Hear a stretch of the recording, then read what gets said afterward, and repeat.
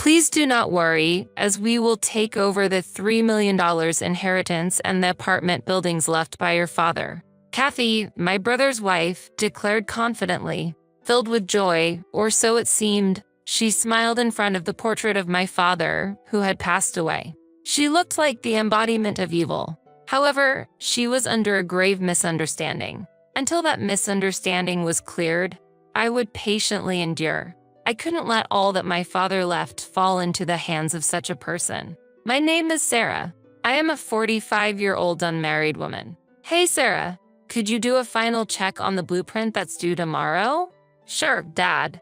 At my father's request, I started the final check on the blueprint. I work at my father's architectural firm, handling both clerical and design work. Ever since I was young, I've been interested in my father's work, aspiring to have the same career as him. For this purpose, I studied architecture and design in high school and university and joined my father's company immediately after graduating. We have continued the business together. I have been designated as the next manager by my father, and I have the trust of our employees. I have an older brother who is 5 years older than me and a liberal arts major, but he has no interest in design and is unlikely to be involved in the management or operation of the company in the future, so I am not particularly worried about the succession of the business. It is a small company with about 15 employees that my father took over from my grandfather. I intend to cherish and grow this company from then on. That's my resolution. Dad, I've finished all my work. I'll head home and start preparing dinner. Thank you, and good job for today. My father normally insists that employees leave on time unless there is a special situation. On that day, as 6 p.m. approached, most of the staff had already left for home, and only my father and I remained in the office. He always said a manager should work diligently and not slack off, and he would work late into the night every day. I have respected my father for many years for this. However, he was turning 75 that year. He was not young anymore, and I wished he would avoid overworking. Upon arriving home, the house was pitch black. My mother had died in an accident when I was in my 20s, and now it's just my father and I. As I turned on the light and was about to start preparing dinner, I heard the door opening. Oh, Sarah, are you here? It was the voice of Kathy, my brother's wife. I wondered what she needed at dinner time. What brings you here so late? I don't care about you. Where's your dad? I honestly couldn't feel any affection from Kathy's harsh words. It seemed she hasn't had very good feelings toward me since before she married my brother. Don't depend on your parents and live a sloppy life. Don't expect to rely on us when you get older, she would often say. I live independently without relying on my father and have no intention of asking my brother and his wife for help in my old age. But arguing is pointless. No matter what I say, she doesn't listen. She continued her barrage of words. Claiming you're not dependent while you have a job thanks to your father's business?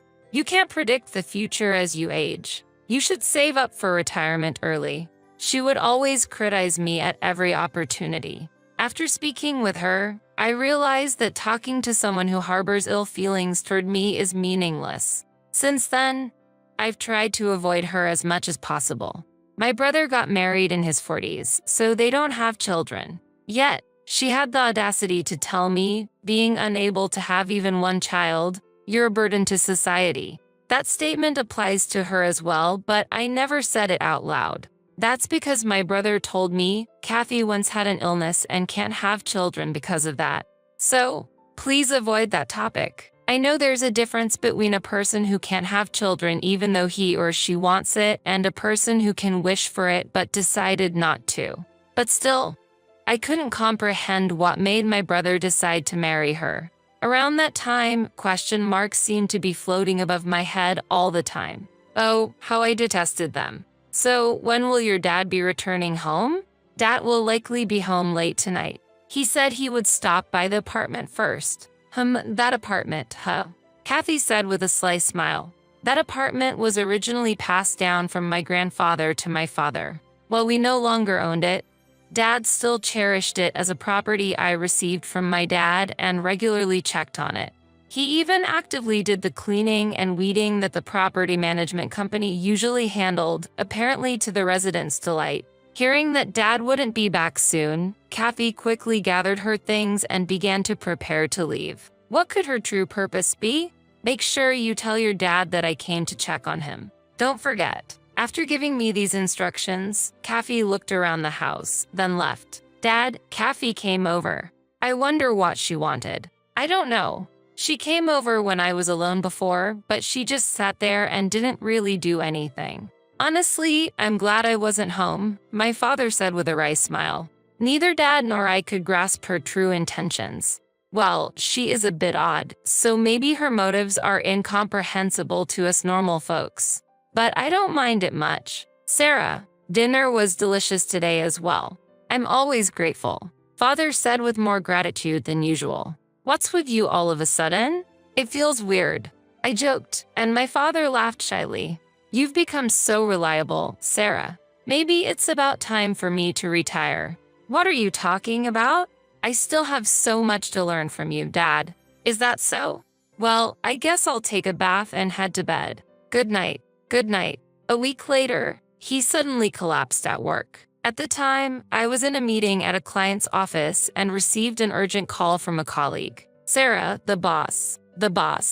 My father, unconscious, was rushed to the hospital. I immediately wrapped up my work and headed to the hospital, called my brother right away, and then contacted Kathy. My brother promised to come to the hospital quickly, but Kathy's response was, do I need to go there? You're there, aren't you, Sarah? What? To have such a reaction when your father-in-law is in critical condition. However, it was pointless to argue now.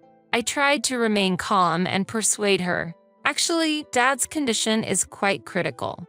At least come to say goodbye. You used to visit my father often, didn't you? But an unexpected response came back. Yeah, I was just trying to be in his good books, hoping to get some information about the inheritance. Hearing Kathy say that so nonchalantly, I was speechless. I'm not good with hospitals. And if there's a funeral, I need to get my hair and nails done. I don't have time to go to the hospital. Her utterly impossible attitude was brimming with vitality. This person is simply no good.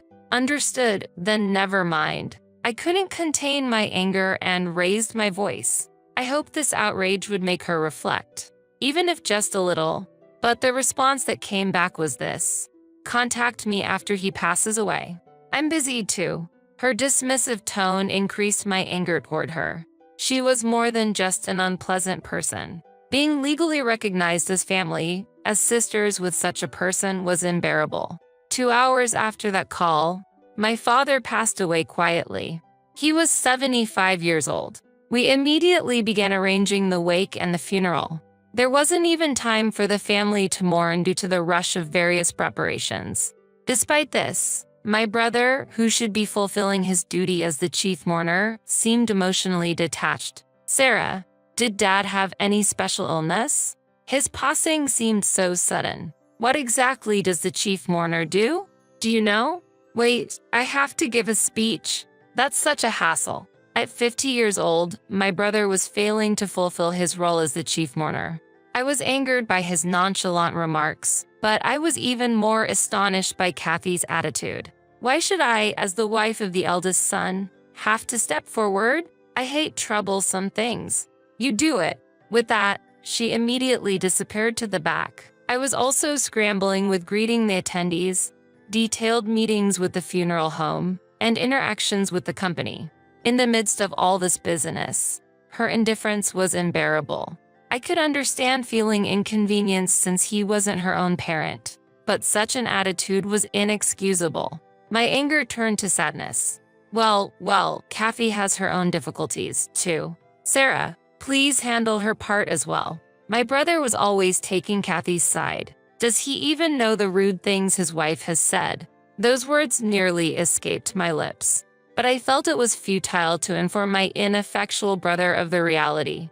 In the end, I ignored my brother and his wife and focused on fulfilling my duties. With the help of relatives, we managed to complete the funeral without incident. It was during the first 7 days of mourning when the relatives gathered again, sharing drinks.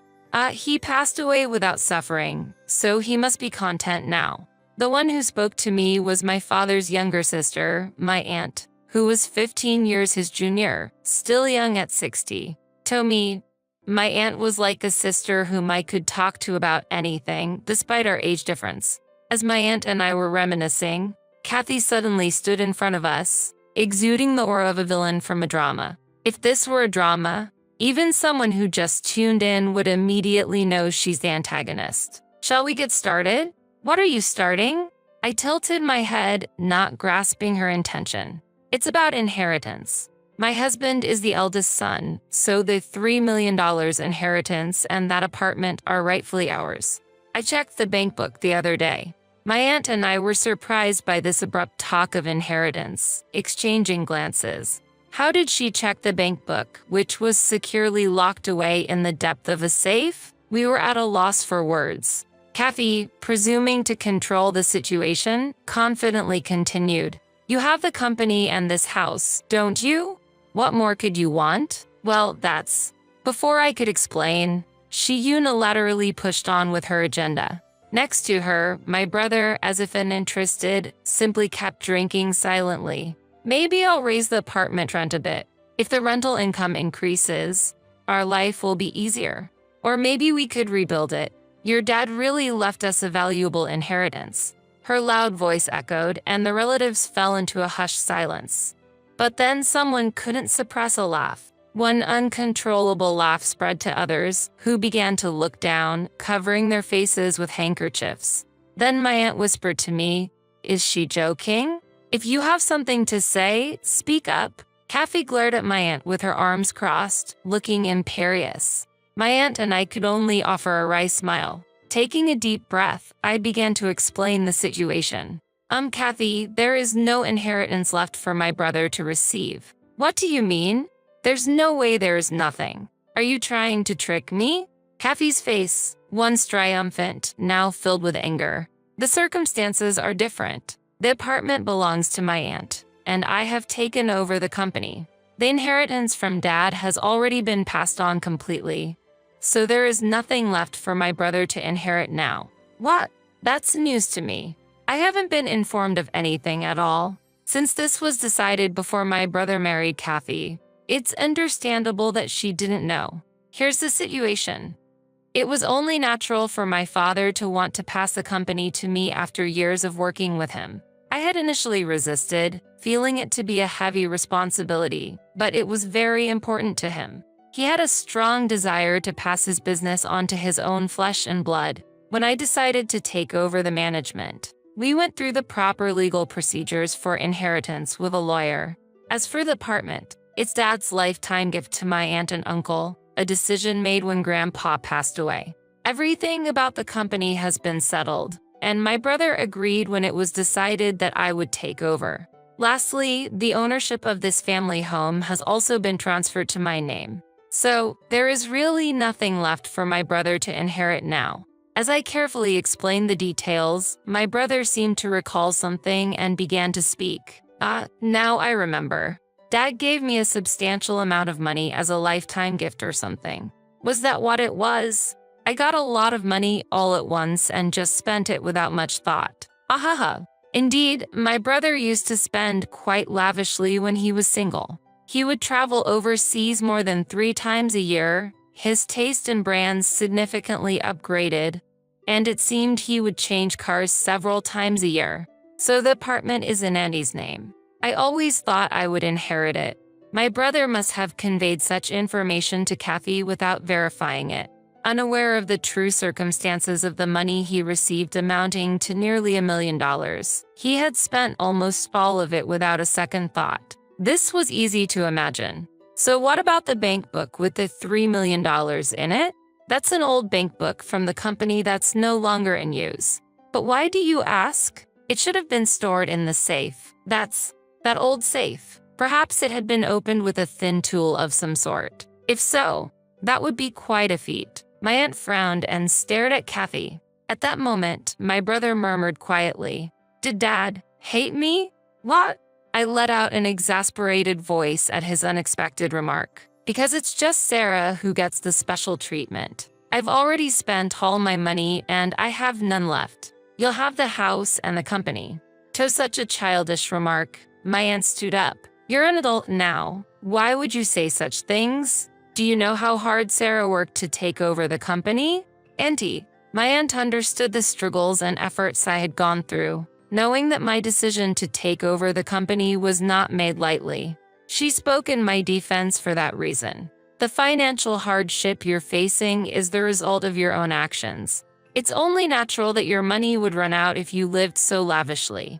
I remember Dad frequently worrying about my brother's extravagant lifestyle. Giving him cash might have been a mistake. If such wastefulness continued, bankruptcy would be inevitable sooner or later. I shared his concerns, and my brother used up the lifetime gift he received from Dad within a few years. Not leaving cash behind now is, in a way, a lesson from Dad. One should enjoy luxury from income earned by one's own work, not from unexpected money. My aunt's stern advice made my brother hang his head. However, Kathy was not convinced. "I've never heard of anything like that. Why am I the only one who doesn't know? I can't believe the apartment wasn't his anymore." "That's because it happened before you came into the family.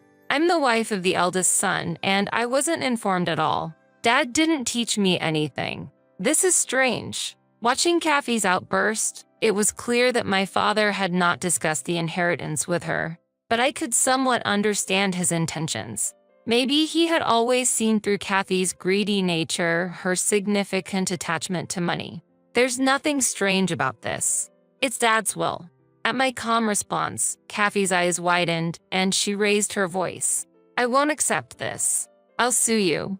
But you're not even in a position to inherit, so I don't think you have any right to reclaim anything." Hearing my logical statement, Kathy became furious. She knocked over a vase that was a keepsake from our mother, shattered the glasses on the table, and rampaged around, screaming incoherently. What was supposed to be a gathering for my father's memorial turned into an unexpected uproar. Eventually, my brother and other relatives had to intervene to calm her down, and the gathering came to a somewhat peaceful end. "Kathy, I'll send you the bill for the broken vase and glasses later. Wrecking someone's house is not acceptable." "Shut up, you money grubber." With those words, Kathy hastily left the house with my brother in tow. Honestly, if anyone's a money grubber, it's her. It's astonishing how money can change a person so grotesquely. It was a day when I fully realized the true horror of Kathy's nature. In the end, my brother and Kathy got divorced. Surprisingly, the initiative for the divorce came from my brother, who was always hesitant in making decisions. After witnessing her obsession with money, I became scared to be with her. My brother said with a pale face that seemed to indicate he had no visible wealth left and seemed to wonder what would have become of him if he had. Kathy, who was a housewife, claimed she couldn't survive if they got divorced. But then we found out something about her. Actually, Kathy had a criminal record for marriage fraud before we got married. When I brought that up with the lawyer and filed for divorce, she surprisingly agreed to it easily. I was shocked to learn about her unexpected past. However, considering her abnormal fixation on money, perhaps it's not surprising she had some issues. To be honest, I'm relieved that the family ties with such a person have been severed. Yet, I can't help but worry about my brother's lack of judgment. As his sister, I feel concerned. "Sarah, boss. You have a visitor." I stood up at the call from an employee. "There's no need to start calling me boss." I still feel a bit embarrassed by the title, but I am also aware of the grave responsibility I hold to protect this company and its employees. The CEO is the boss. Right, boss? We're all looking forward to the next payday. I can't help but smile at another employee's joke. You all really love your jokes. I'm happy to be recognized as their leader. Dad, I swear I will protect this company. With that resolve in my heart, I hand my business card, printed with President and CEO, to the visitor. "My name is Megan. I've been married for 10 years and am now in my early 40s. We don't have any children, but my life with my beloved husband, Kevin, is very peaceful and blissful. Kevin is a typical company employee without any major changes in his life and 5 years older than me. But since I'm working part-time, our two-person household has a reasonable amount of financial leeway, allowing us some luxuries.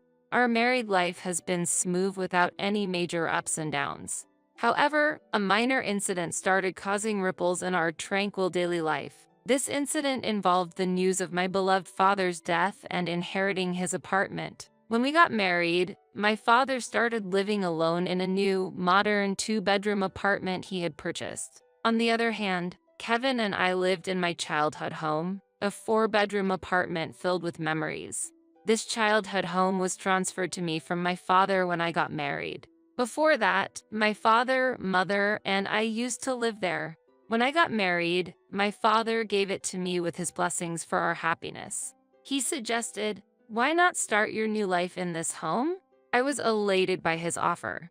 Later on, when my father passed away, I inherited the new two-bedroom apartment he was living in. I was very fond of that apartment, so I decided to rent it out immediately. However, one day, during a conversation with my in-laws, an unexpected suggestion came up. Sarah and her children are living in a small place. How about they move to Megan's four-bedroom apartment? Sarah is Kevin's younger sister who was divorced and raising 3 kids. They were living in a two-bedroom apartment, which might be a bit tight for them. But to be honest, my relationship with Sarah has not been great. Every time we met, she would make slightly sarcastic remarks about us not having children yet. Kevin and I decided to get married when we were just under 30. Since then, Sarah started to make pointed remarks.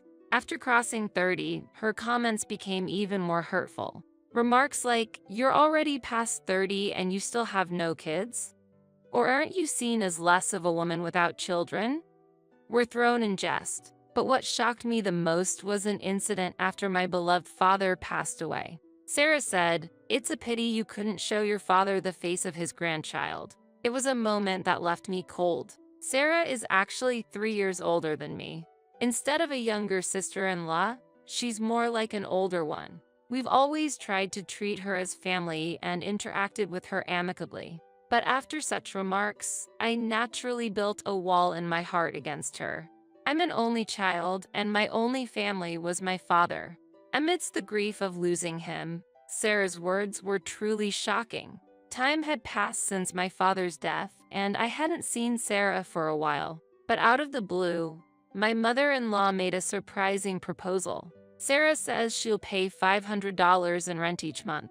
Looking at my mother-in-law's smug face, I was so shocked that I couldn't say anything.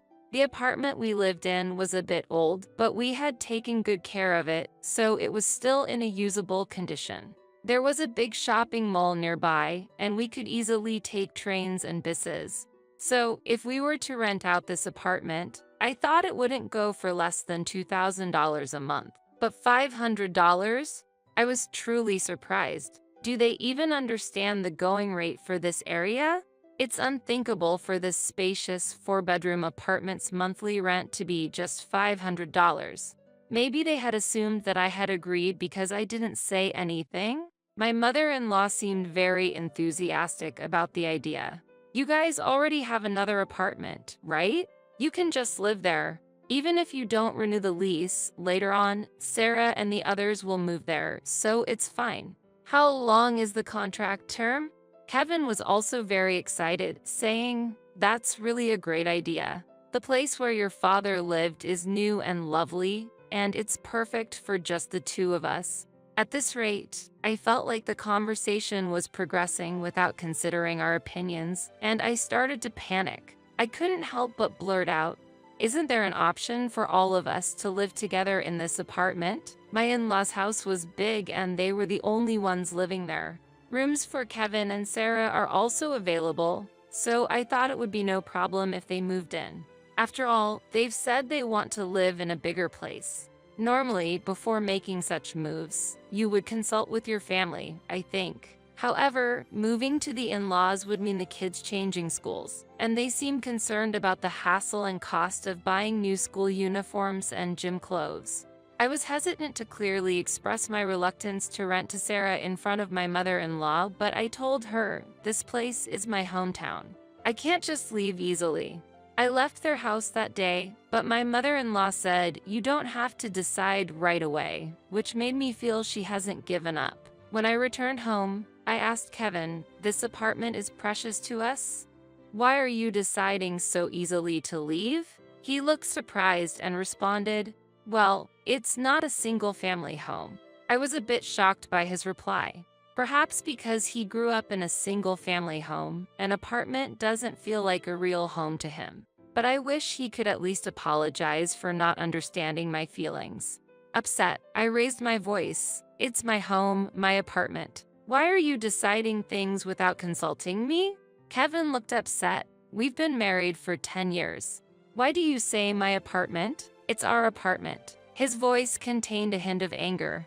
I wished he could understand how I feel about this apartment as my cherished home.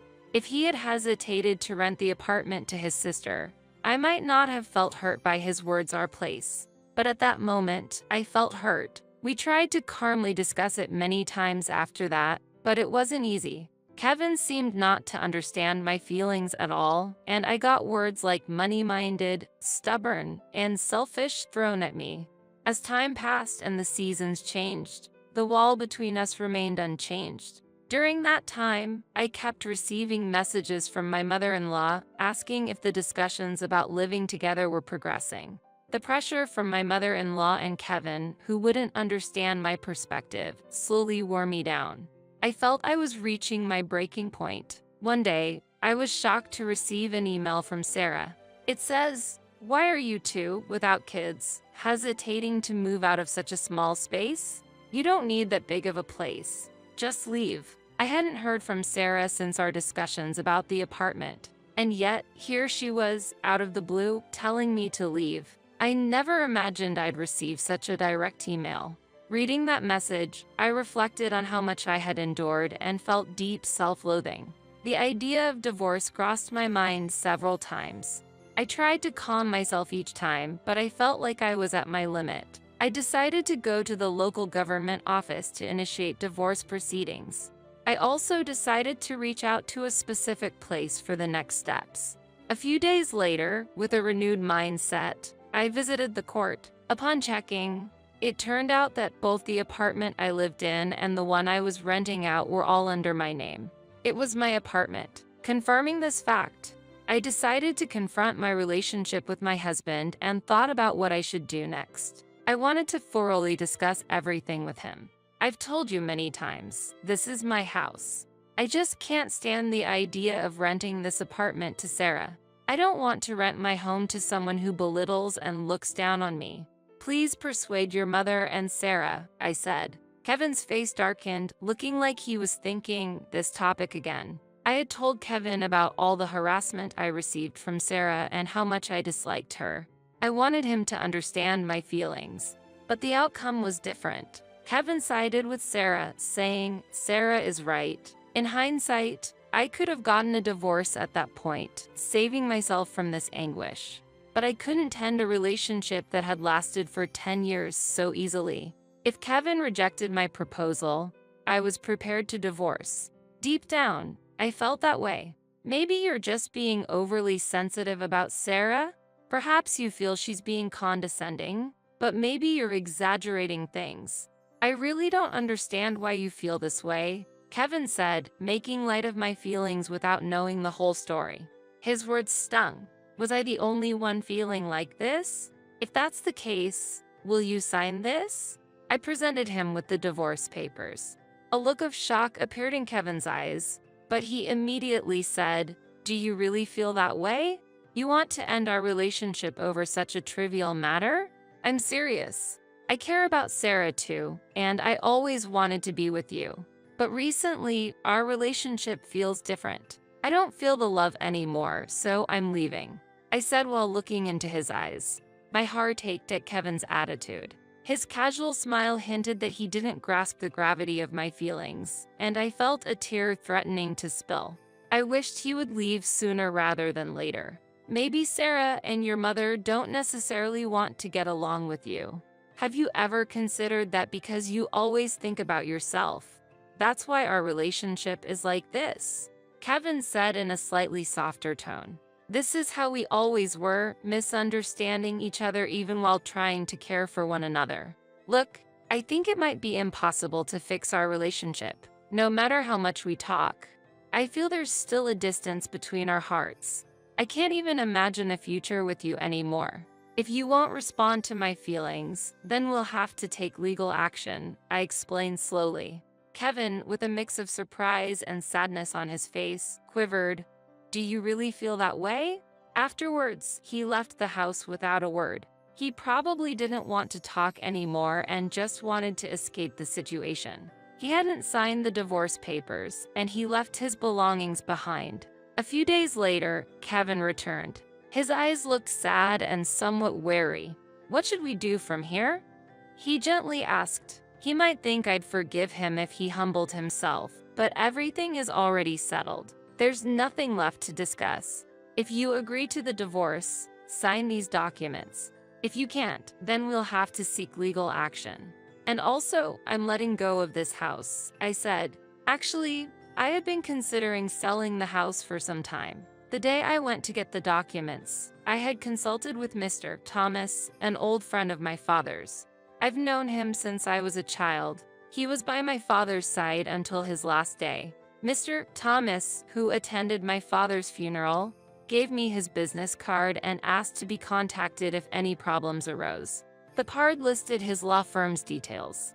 With Mr. Thomas' introduction, I was fortunate to get assistance from a judicial scrivener regarding the inheritance my father left behind. When I told Mr. Thomas about my situation, he gave sincere advice. He informed me about the importance of verifying ownership, handling complications in divorce negotiations, and other helpful tips. Thanks to his advice, I could protect myself.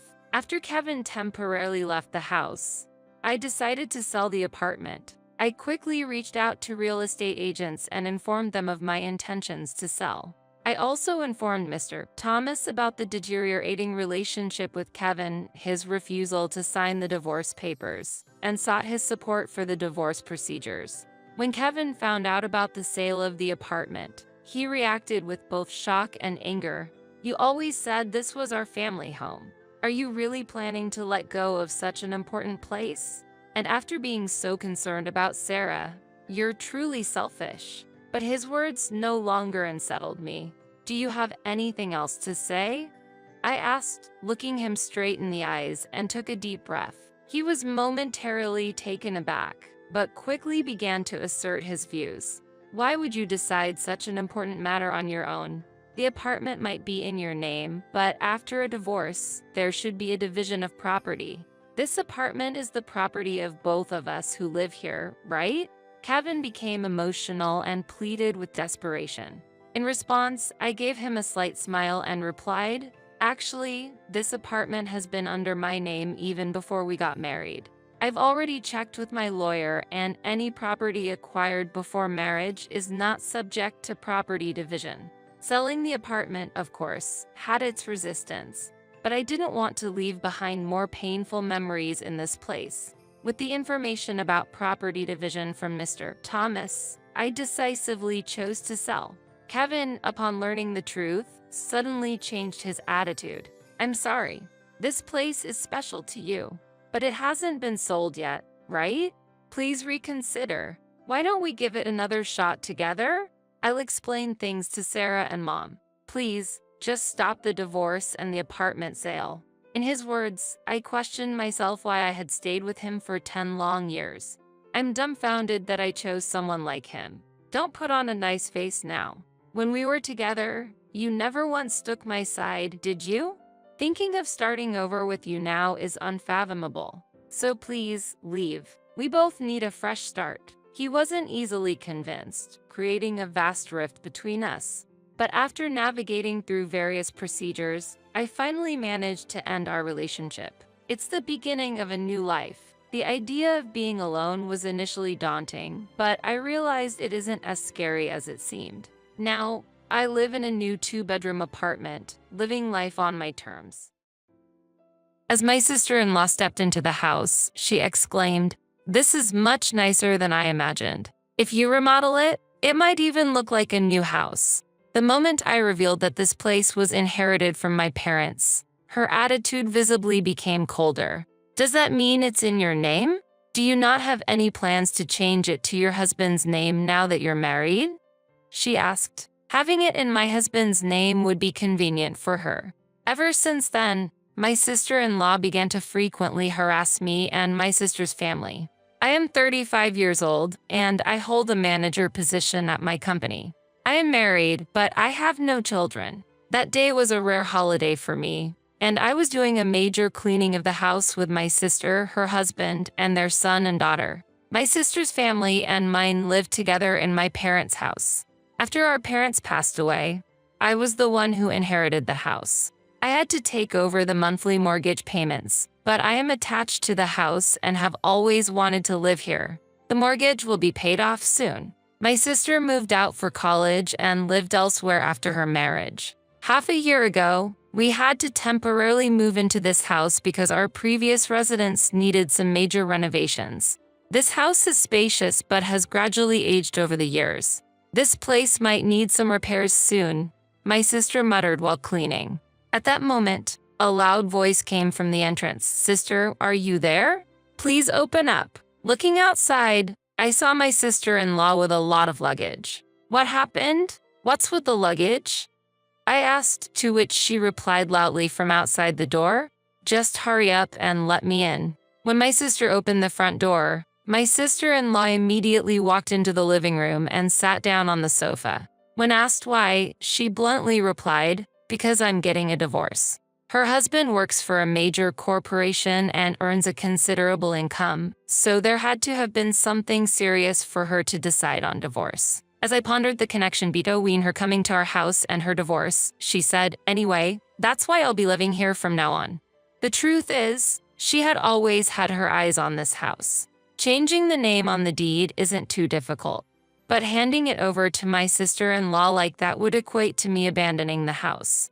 I had anticipated she might do something like this. If I refused, my greedy and arrogant sister-in-law would forcefully demand the change of ownership. Eventually, she might even forcibly change the name herself. Unfortunately, my husband sided with her and wouldn't listen to us. So, I decided to put into action a plan I had thought of before. After exchanging looks with my sister and her husband, I nodded and said, all right, then I'll handle the name change for you. Oh, you're quite receptive today, my sister-in-law replied. But she was surprised when my sister's husband interjected. However, there are some issues with changing the ownership. What issues? As my sister-in-law grew more irritated, he explained, when changing property ownership, a specific reason is usually required, such as for inheritance or property sale. So, we will need a concrete reason for the change. Her response to my husband's explanation was dismissive. What do you mean by that? Just make up any reason. But it's not that simple, especially with legal procedures involved at the land registry. Then, shall we say it's a transfer from you to me? That would mean you have to pay gift tax. Gift tax? I don't have that kind of money. As she grew angrier, she confronted my sister's husband. I sighed at her attitude and said, then, how about you buy the house from me? Buy a house when I'm getting divorced? Where would I get the money for that? Well, buying the house would be an asset, and you could sell it later for a large sum, I suggested. Her expression softened, and she smirked mischievously. All right, then I'll buy the house from you. Really? Is that okay for you? But there's another problem. What is it this time? Yes, as my brother-in-law pointed out earlier, there are several issues. I said, exasperated by my sister-in-law's irritable demeanor.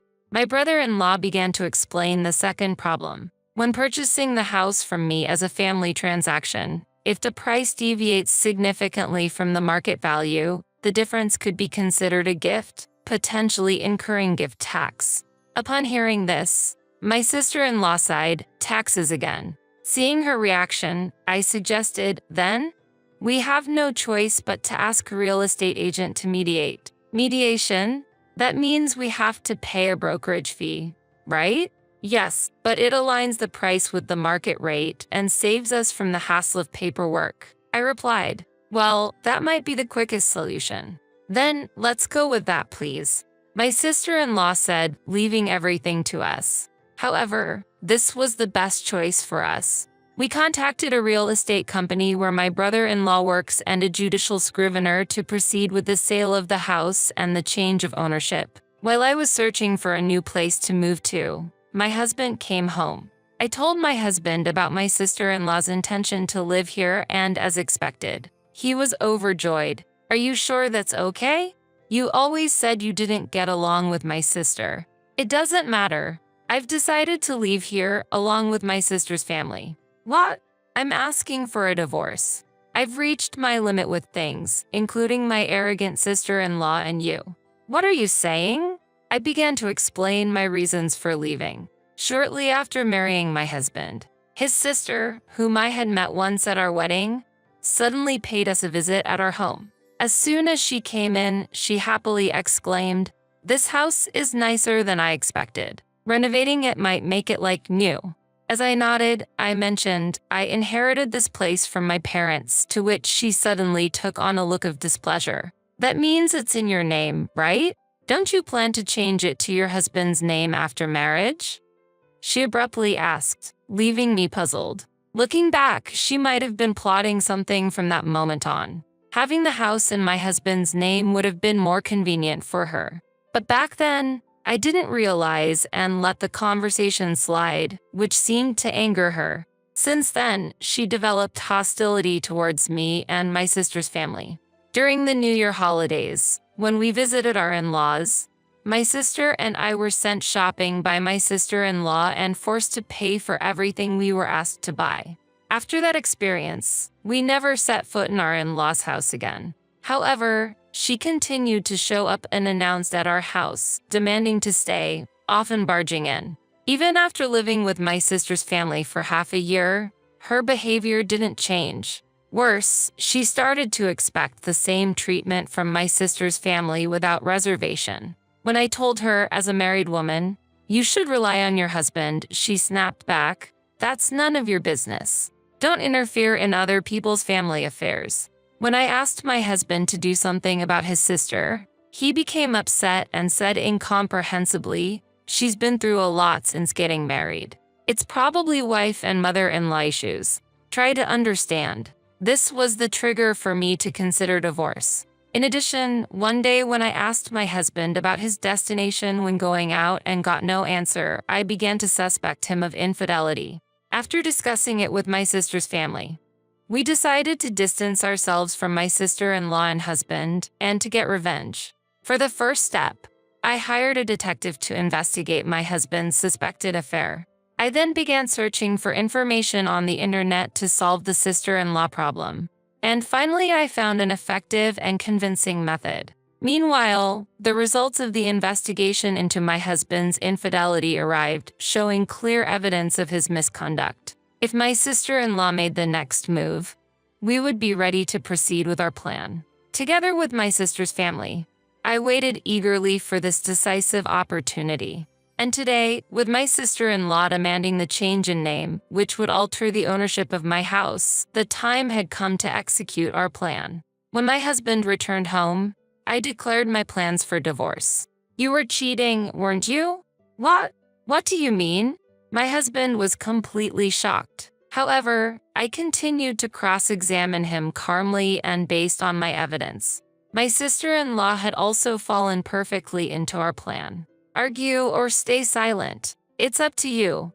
I have gathered enough evidence. Don't resist unnecessarily and just sign the divorce papers quickly." But legal battle or mediation, either is fine. The divorce is a done decision. My husband was at a loss for words. At that moment, my sister-in-law appeared and said, "Big brother, what are you dawdling for? If you're free, help me with my luggage. I need you to wait a moment. First, I need my husband to sign these divorce papers." "What? Divorce? What do you mean?"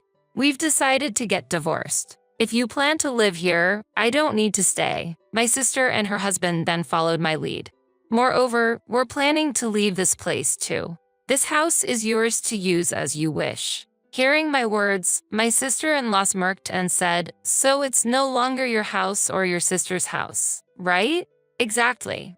I have the money from selling the house and the divorce settlement, so finding a new home won't be difficult." Hearing this, my husband signed the divorce papers reluctantly. After receiving the divorce papers, my sister's family and I left our former home. That night, my sister, her husband, and I stayed in a hotel.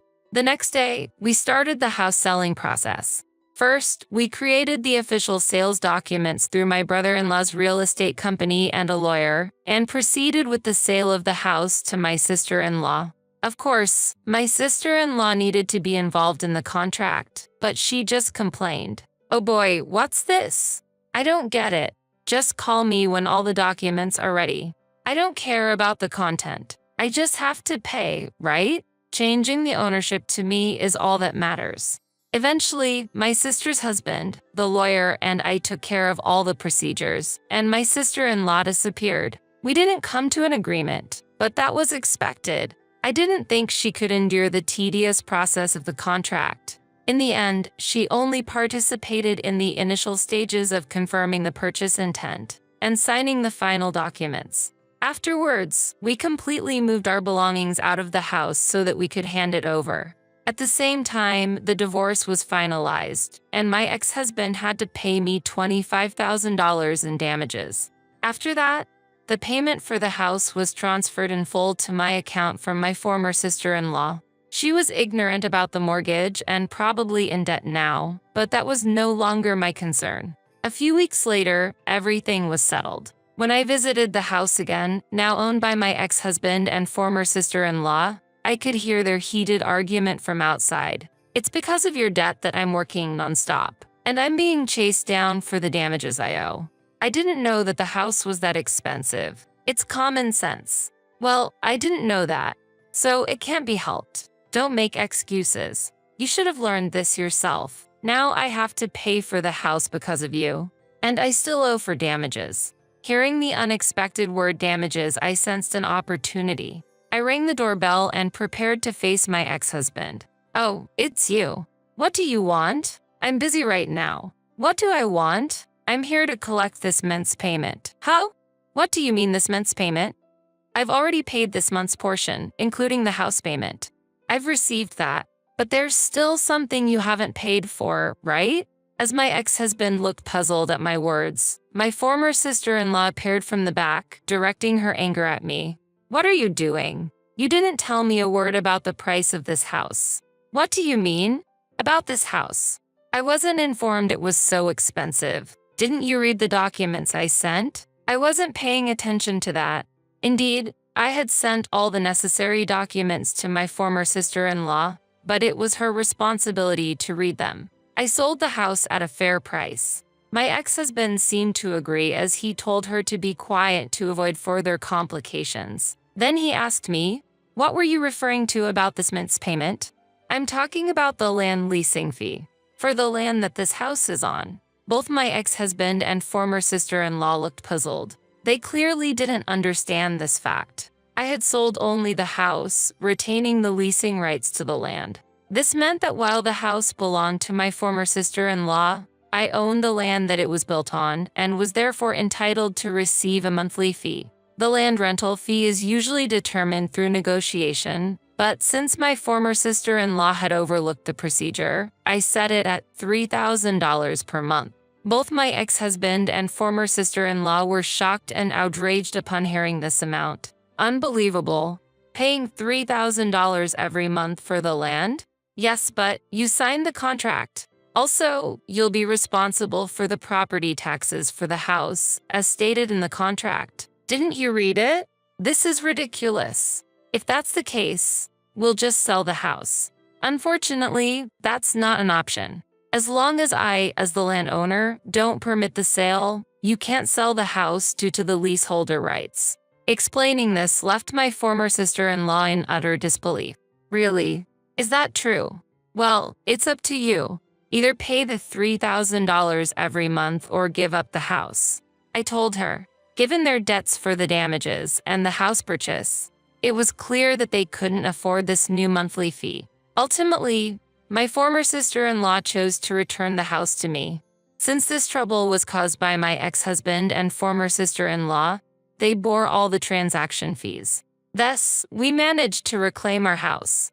Apparently, my former sister-in-law had borrowed the money for the house from her parents, who, upon learning about this incident, were outraged at both her and my ex-husband and demanded repayment. Currently, my ex-husband is juggling daytime work and a night job, and my former sister-in-law is working at a supermarket and a night job as well. What's more, my former sister-in-law was apparently having an affair which was discovered by her now ex-husband, leading to demands for further damages.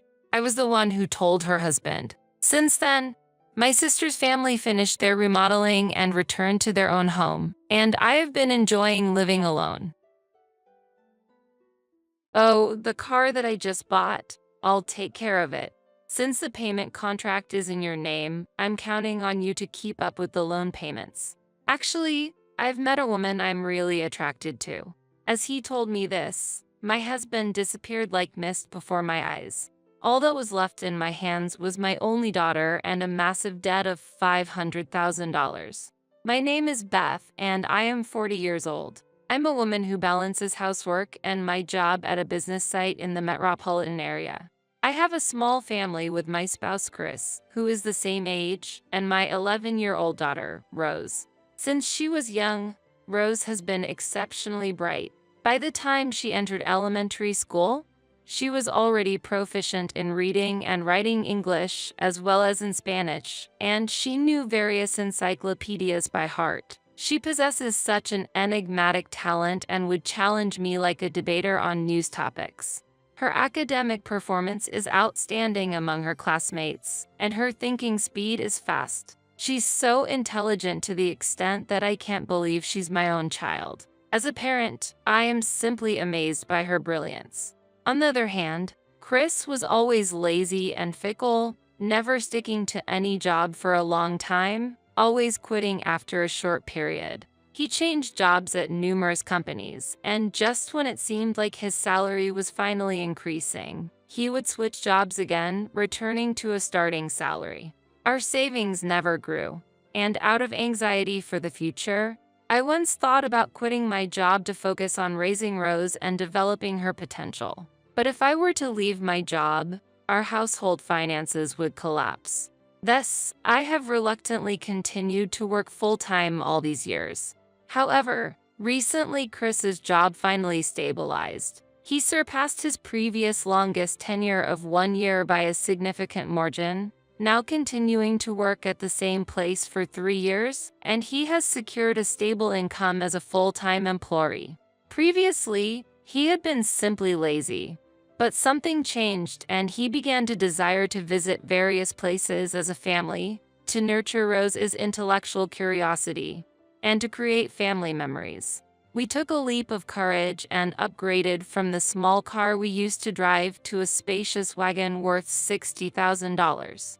This wagon was a large vehicle that could also be used for camping, with a spacious interior that allows for a simple bed to be installed inside. But since Chris, who had just become a full-time employee, could not pass the loan credit check, I ended up taking out the loan. I wasn't particularly surprised by this. After all, the mortgage was also in my name. And then, after a long wait, the day of delivery for the new wagon finally arrived. That day, I couldn't possibly take time off from work, so I had Chris go pick up the car. During my shift, I saw a message from Chris on my mobile phone, and my heart froze in an instant. I'll take care of the new car. Since the payment contract is in your name, I'm counting on you to keep up with the loan payments. I couldn't understand the sudden text message and immediately called Chris. I didn't expect him to answer the phone right away, but to my surprise, he did. What do you want? It's not a matter of what I want. What does this message mean? It means exactly what it says. Chris's voice was indifferent, and I became even more confused. And then Chris revealed something I could never have imagined. Actually, I've fallen for someone seriously. What? What are you talking about? I asked with a trembling voice, shocked. It was meant to be just a little fun at first, but now, I want to start over in life with this person. So, this is goodbye to you." With those words, Chris tried to end the call. But just before he hung up, he revealed something even more shocking. "Oh, right. I still have the divorce papers that you signed during our previous argument, so I'll go ahead and submit those." With that, before I could say anything, Chris ended the call. I listened to the dial tone in a daze, facing the reality of betrayal, and could only stand there in place, unable to move. Afterward, no matter how many times I tried to contact Chris, he never responded. Unable to focus on work, I headed home, wishing it wasn't real. The truth was, I did sign the divorce papers in a fit of anger during a previous heated argument. When I opened the drawer where I kept those papers, I confirmed that they were indeed gone. Now, I was faced with the repayment of a huge debt of about $500,000, $60,000 for the car loan, and approximately $440,000 for the mortgage. I understood the situation but couldn't bring myself to accept it. I tried contacting Chris numerous times, but whether he was ignoring me or not, he never replied even though he read the messages. It was as if he had vanished from the face of the earth. Rose, who notices even the smallest things, couldn't have been unaware, and a few days later, she looked into my face slowly after dinner. "Mom, are you okay?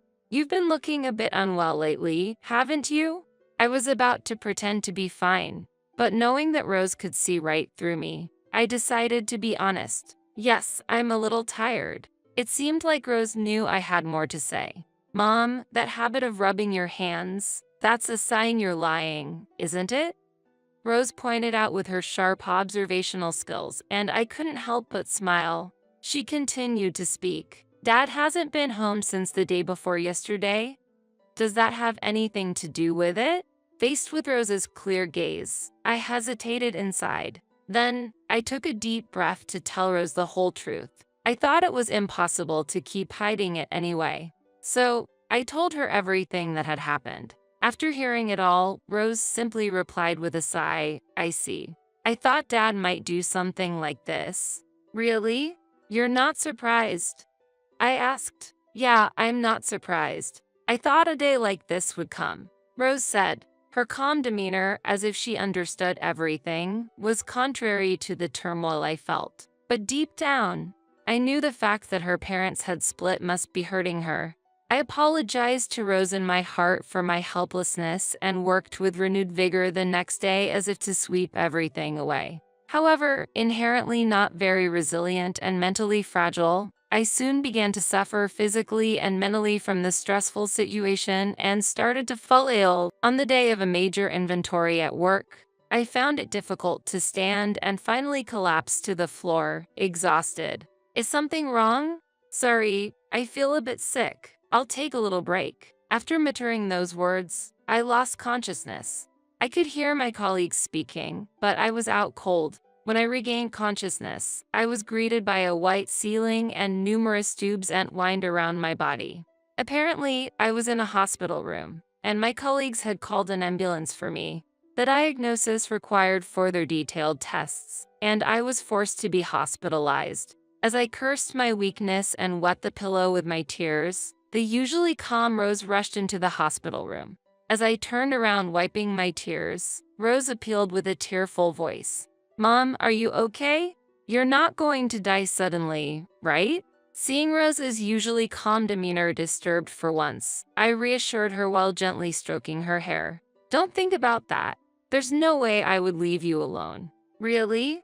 That's a relief." I thought my heart would stop. Rose breathed a sigh of relief. She was only 12 years old. For Rose's sake, I resolved to regain my health. But my health was more seriously compromised than I could have imagined. After the diagnosis showed a dark shadow on my organs, the doctor told me it could be malignant, so surgery is advisable, and I decided to undergo the operation. The recovery after the surgery went surprisingly well. Fortunately, the tumor turned out to be benign. I would need regular follow-ups, but I was able to leave the hospital a month after the surgery. On the day of my discharge, exactly 1 month after Chris's disappearance, I returned home to find an envelope in the mailbox. Inside was a reminder notice about the car loan. There should have been enough funds in my bank account, and it didn't make sense that I couldn't make even a mince payment. That was strange. As I hastily checked my internet banking, I couldn't believe the numbers displayed. The balance in my account was only $3.21. This must be a mistake, I thought, and repeatedly clicked the refresh button. But the result was the same. A cold figure of $3.21 appeared on the screen. What? No way. In my memory, there should have been over $40,000 left. While struggling to contain my agitation, I checked the drawer where I kept the bank book only to find it empty. Chris. The perpetrator was obvious, but his whereabouts were unknown, and I had no idea how to proceed. Even disposing of the car was impossible without having it in hand. Since Chris left this house, misfortune has continued. Thinking this, my spirits fell. Rose saw me like this and gently stroked my shoulder. Mom, you look pale. Are you feeling unwell again? I could no longer hide the situation from Rose. I'm physically fine, but Dad didn't just take the car, he took all our savings too. I'm just recovering from an illness and can't go back to work right away, so I'm in quite a pickle. Hearing this, Rose returned with words of encouragement that I hadn't even considered. Mom, it's okay. We are both alive after all. I'll even lie about my age to look for a job on the internet if I have to. You can get good pay with programming. Watching my 12-year-old daughter trying so hard to cheer me up, I scolded myself for my disappointment. I'm sorry for worrying you. Mom will do her best. As I said this with a smile, Rose, unable to hide her joy, mischievously suggested, well, how about we start by taking back the car from Dad? I turned around at Rose's sudden proposal. How can we get it back? The car is registered under Mom's name, right? Yes, that's right. Still not grasping what she was planning. Then, as I listened to Rose's thought-out plan, I was impressed. But immediately after, worry welled up. The problem is, we don't know where Dad is. Looking down, Rose said to me, don't worry, I know. Really? GPS. Remember, we installed it on Dad's phone. Then I remembered. We had given Rose a child's mobile phone and installed GPS tracking apps on our smartphones to avoid the same situation if Rose ever got lost. I've been tracking Dad's movements with that app. He's been moving around a lot. I see. But how will we catch him? Rose secretly smiled and said, don't worry, I've already prepared a plan. Then, as I heard about Rose's plan, I was taken aback by her intelligence. Rose even knew the details about Chris's mistress. Mom, let's give a little punishment to Dad who had betrayed us. And so, Rose and I prepared to take action. Days passed, and one day my cell phone rang. Is that you, Beth? I need help. Sorry, who is this? It was Chris. When I pretended not to know him, he became irritated and said, what's this joke? I'm your husband. Right now, I'm stopped by the police on the street and being questioned. If this continues, they'll take me to the police station. Come quickly and explain. Can't be helped. Understood. Wait there. Knowing that Chris was nearby thanks to the GPS, Rose and I headed to his location. Chris was standing beside the car, being questioned by an officer. I approached the officer and asked, could you let us talk for a bit? And then asked them to leave for a moment. Chris seemed uncomfortable and urged Rose and me to get in the car. Inside sat a young woman, his mistress, glaring at us, but frankly, that was irrelevant. After closing the doors, Chris let out a deep sigh and said, I'm glad you came. But why were those people interrogating me? Why did I do it? Because the car was stolen, so I reported it to the police. Chris's eyes widened in surprise. What? Why would you do that? Why? If someone's car is gone, they naturally report it to the police.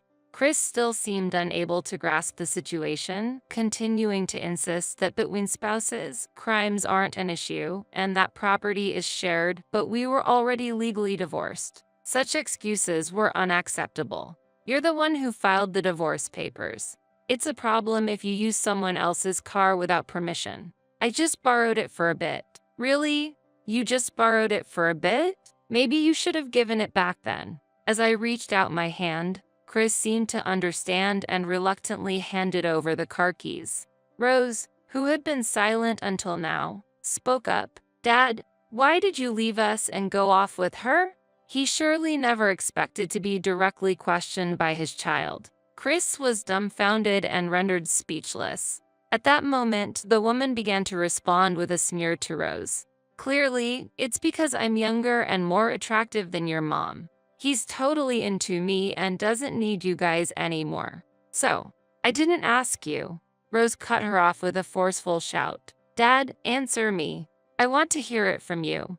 The woman fell silent at Rose's unexpected response, and Chris also remained silent. If you can't answer, I'll call the police. When Rose declared this, Chris suddenly started to panic. Wait, I'm sorry. I'll talk. The woman's name was Megan. She had joined Chris's workplace as a new employee 4 months ago. They hit it off at a welcome party for new staff and became close quickly, I was told. Shockingly, Megan was already pregnant, and Chris had decided to leave our family to start a new path with her. As for the car, he was apparently attached to it and had been unable to sell it. You've been visiting quite a few places, it seems.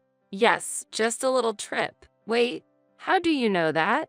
Do you remember the GPS app? The one I installed earlier on. When I said that, Chris seemed to recall the fact and was visibly disappointed. I did that on purpose. Dad was acting differently, so I suggested using the GPS.